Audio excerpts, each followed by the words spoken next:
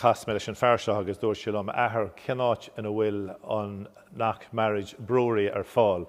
So bhreanig mé agus dúirt mé bhfuil an é ben nó óla atá i gceist agad inis.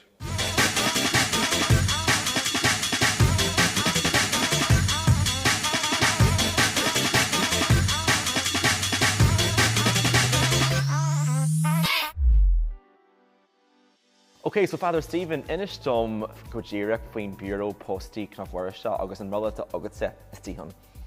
Well, bunny way in Egypt Shascocht, fear sagadar ban of Labhair Mícheál ó Cohan, Michael Caine, vi sig brano hart in a frost agus vi an timmerke fuil an show like an am goharjan shaw in Eacher an Erden.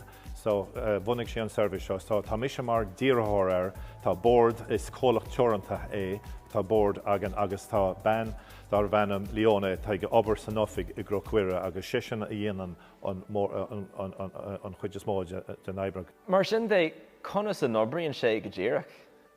Well, tá Steve Grasson agan mars cumná the service a leis the service sa lá tá nniuan ach caithe an duine tá géirí casla duine cinn caiith siad firm irta se línisteach is féidir é sin dhéana an Steve Grasson ná é chur I seas go náfost. Agus tá lán ceisne an firm sin faoi caitheamh amsúrin agus a lehéid éas an duine agus na rud é bhfuil simach antú. Cén sais éileh atá an seirbhís? Well, foioi láthair tá 35 leanú na castóir ar chéile chuideach betá siúla má roinnt blianta agus chuile lá bhíons daine gléochaiste ar an telefón ag labhairt le Leone agus ag géirí cuarla agus ceisna ag fisracháin so ghlachan Leone na fisracháin go léir so ach maidir le daine tá bhil amáthaí chéile 35 leanún foioi láthair. Mar go bhfuil cosmhór appanna mé sin inis agus gur féidir le réí teacht a réí eile agus casú lá go hána is cear na smartphone agus riile más tú an jockey deir leis an seirbhís seo ar conas a bhfuil an seirbhís seo difriúil nó níos fearr?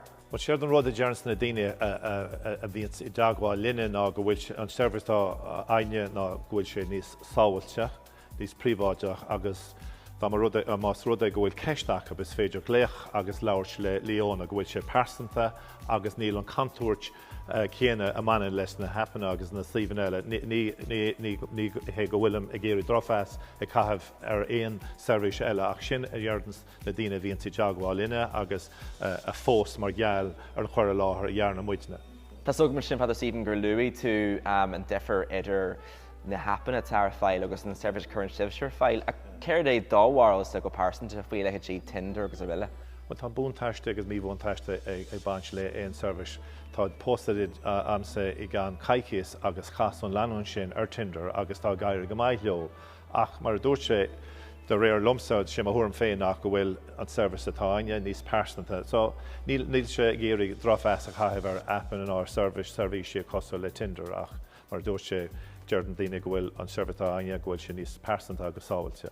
Le do haí féin ag obair leis na agréic le bliantí beaga nuas céir é an scéal smó a hasan amach duite go pásanta. Well, an chéad scéal tar ghlach mé an foseo bhí mé mar hagart cúnta I grocuire na blianta hen agus láháin agus mé gáil trasna an bhóthar. Chas mé leis an fear seo agus dúir sílam athair cináit ina bhfuil an nach marriage brewery ar fáil. So bhreanig mé agus dúirt mé bhfuil an é ben nó óla atá I gceist agad inis.